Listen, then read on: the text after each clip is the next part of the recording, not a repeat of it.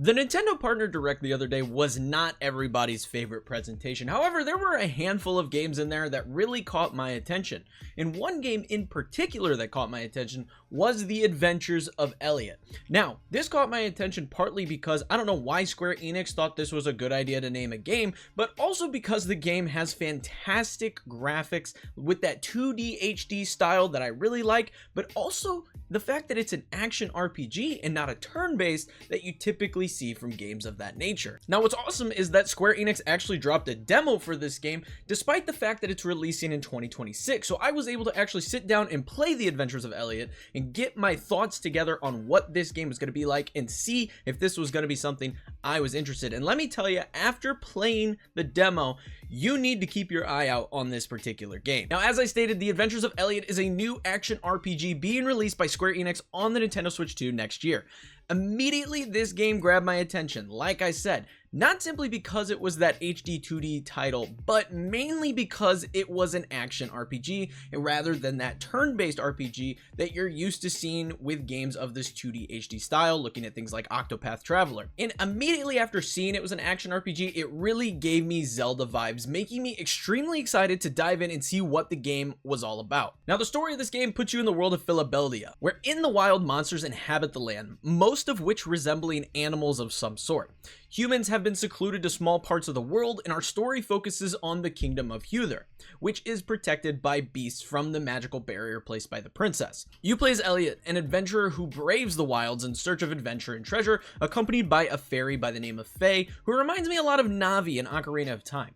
You're brought before the king to investigate a newly discovered ruin deep within the beast territory, and this is what the demo focuses on. You traveling out, investigating these ruins, and discovering a time door, which I actually know very little about due to the demo ending as soon as you discover the time door. However, this little teaser at the end of the demo definitely left me wanting more, and I wanted to know what secrets this game had in store with the full release. Now, the demo focuses primarily on the gameplay aspects of Elliot versus the story, which I'm a big fan of. It gives you a brief introduction as to what your task is and the world you're encountering, and then sends you out into the beast-filled wilds. The first thing you noticed is how good this game looks. That HD 2D art style pops, and everything looks bright and vibrant, and I constantly found myself stopping just to take in the scenery of the world. I absolutely love games that use this art style. You also immediately notice how good this game runs. I assumed it would due to the art style of the game. Most of these HD 2D style games do run particularly well, but I can't say that I did not notice a single frame dip or stutter my entire time playing this demo, which is a positive. Now, once you finally set off into the open world, you'll discover these guideposts. And these are very reminiscent of campfires and Souls-like games where you can heal, save, and fast travel. And these are scattered all throughout the map to allow you to move quickly throughout the open world. And these are also where you will return if you are defeated in battle. The combat in this game feels great, and it is exactly what I was hoping for. You have two weapons equipped at any given time, whether it be a sword and a bow, or a sword and some bombs, allowing you to plan your chain of attacks differently based on the weapons that you have equipped at any given time. Now, Faye the Fairy also plays a big part in combat as well as puzzle solving. Faye has powers that you can activate with the L button, allowing you to dash out of harm's way or teleport to Faye's location after moving her with the right stick, and this makes Faye feel less like a companion like Navi did in Ocarina of Time and more like an extension of Elliot's toolkit, which I was a huge fan of and was not anticipating. There's also a quick select menu that you can open up with the ZR button, allowing you to quickly swap between weapons or change Faye's active ability, allowing you to change your strategy in combat on the fly, making things feel very versatile. Every option is open to you during this because it pauses what's happening on screen, allows you to change your weapons and get right back into the action. And I thought this was a really nice touch, being able to change up the powers you're using or the weapons that you have at your disposal. Now, the open world of Philadelphia has a lot for you to explore. There are random caves that you can discover by breaking rocks with a bomb, very reminiscent of Zelda, and in these caves you can find treasure chests and different enemies to encounter. Really fun exploration as far as the different things that you can encounter in the wilds go. And then there are also shrines scattered throughout the open world as well, which provide challenges that upon completion reward you with things like additional health slots.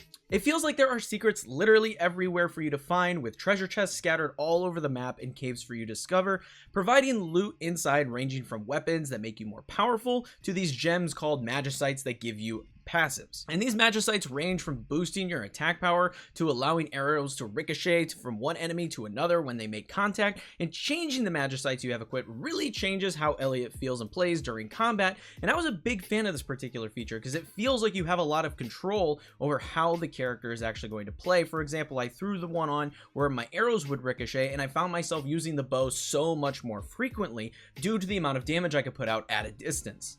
Now, once I actually got to the ruins, which were the main objective of the demo, it felt immediately like Zelda in the best ways possible. There were puzzles to solve by jumping, using phase powers, or interacting with switches in the dungeon. There were enemies scattered all over, keeping you on your toes, and there was treasure scattered everywhere, some including key items like keys, allowing you to open doors and continue progressing deeper into the dungeon.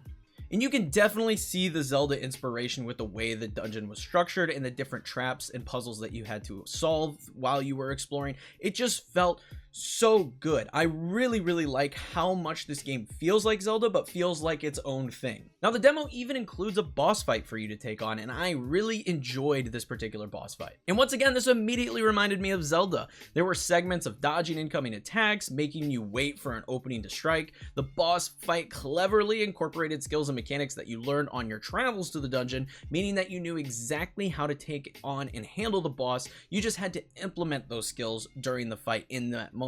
The boss fight was challenging but fair, and I did find myself getting knocked out once during the fight, but that actually showed me that I could spend currency to revive myself and get right back in the battle rather than returning to the last guidepost I was at, which I thought was a fantastic touch. It's not hindering you by sending you back to a previous checkpoint. If you have the currency, you can just spend it and get right back into the action, and I really like that. And at this point in the demo, after you finish the boss fight, is when you discover the time door and the demo actually ends. But when it ended, I knew I wanted more. So with all this being said, and this very quick hour-and-a-half demo that I explored, I can say that the Adventures of Elliot takes elements from a number of different games and meshes them into this new and exciting RPG. The story and the world are interesting, and the element of time travel left me curiously wondering what secrets this game was hiding in the full release.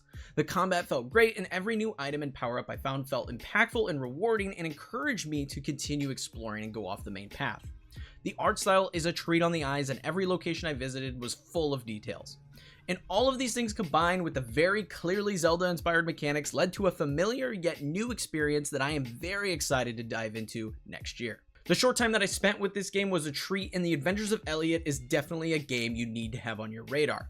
And if at any point in this video you saw something that was interesting to you, something that tickled your fancy, then you need to go to the eShop because this demo is available for free and you can hop in and try this game out for yourself. And I highly recommend it because it is a treat. If you are a fan of RPGs, action RPGs, HD 2D style games, this is right up your alley. It is such a good game. But that is going to be it for this video, guys. Those are my first impressions on the Adventures of Elliot. It's still a stupid name, but I really enjoyed my time with it. Let me know in the comments below if you were interested in this particular game, if you're going to try the demo out, or let me know your thoughts on the Nintendo Partner Direct that was the other day, because a lot of people have some things to say about it. So let me know all that fun stuff in the comments below. But leave a like, comment, and subscribe because it helps me out, helps the video out, and helps the channel out immensely. But like I said, that is it, and I will see you all in the next video. Peace.